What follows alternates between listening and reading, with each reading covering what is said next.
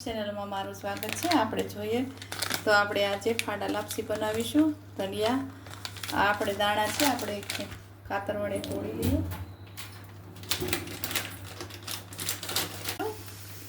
માપ પરફેક્ટ આવી જાય, વાટકીનો માપ આપણે એ રીતે આપણે બનાવીશું। જો આ જોઈ લો, આ વાટકીનું માપ પરફેક્ટ છે અને આ લાપસી છે એ આપણે જોઈએ તો છૂટા છૂટા દાણાવાળી છે। તમને કંટિયા પણ મળી જાય છે અને ગામમાં પણ મળી જાય છે। તો આ આપણે જોઈએ તો સૌથી પહેલાં આપણે તેલ ગરમ કરી હવે આપણે ગેસ ચાલુ કરીશું।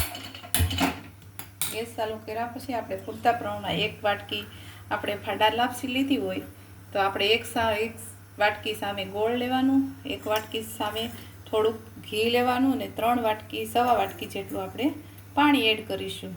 સૌથી પહેલાં આપણે નાખીશું ઘી નાખીશું। સૌથી પહેલાં આપણે ઘી એડ કરીશું।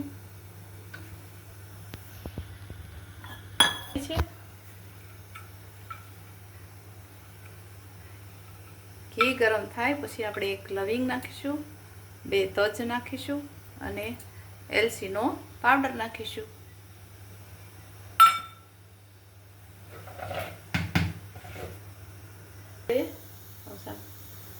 હવે આપણું ઘી ગરમ થઈ ગયું છે તો આપણે નાખીશું લાપસી ફાડાવાળી। હવે આપણે એને મીડિયમ ફ્લેમમાં આપણે ગરમ શેકી લઈશું। આ રીતે આપણે મીડિયમ ફ્લેમમાં કુકરમાં બનાવીશું એટલે આપણે ધીમા તાપે શેકવાની છે। આ રીતે હલાવતા રહેવાનું ચમચાની મદદથી।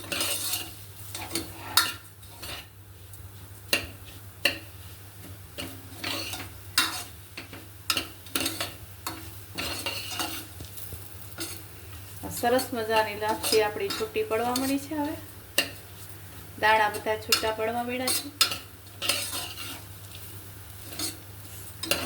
સેજ રાતાશ પડતી થઈ જાય એટલે આપણે એમાં પાણી એડ કરીશું।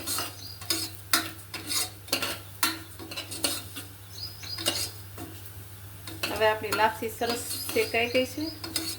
હવે સૌથી પહેલા આપણે પાણી એડ કરીશું।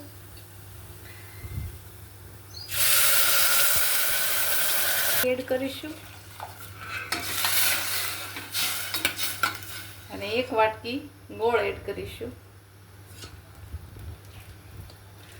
ખાંડમાંય થઈ શકે છે અને ગોળમાંય થઈ શકે છે।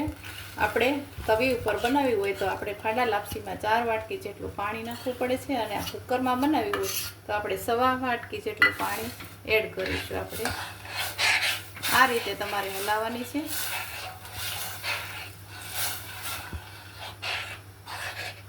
જો આપણી લાપસી એકદમ છૂટી અને સરસ થઈ ગઈ છે। હમણાં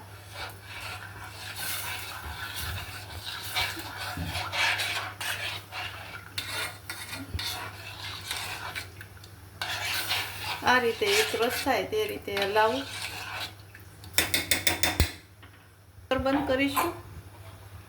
4 વિસલ જેટલી વગાડવાની છે મીડિયમ ફ્લેમમાં। 4 વિસલ વાગી ગઈ, આપણી સરસ મજાની લાપસી બની ગઈ છે। જો તમે જોઈ શકો છો છૂટા દાણા છે એકદમ। આપણે ગણેશ ચતુર્થીના દિવસે પણ આપણે ગણપત દાદાને લાપસી ચડાવી શકીએ છીએ। આ રીતે આપણે લાપસી બનાવીને આપણે ઘરમાં બધા ખાઈ શકે છે એક સાથે। ચેનલને લાઈક કરો, સબસ્ક્રાઈબ કરો અને બેલ બટન બતાવવાનું ભૂલતા નહીં।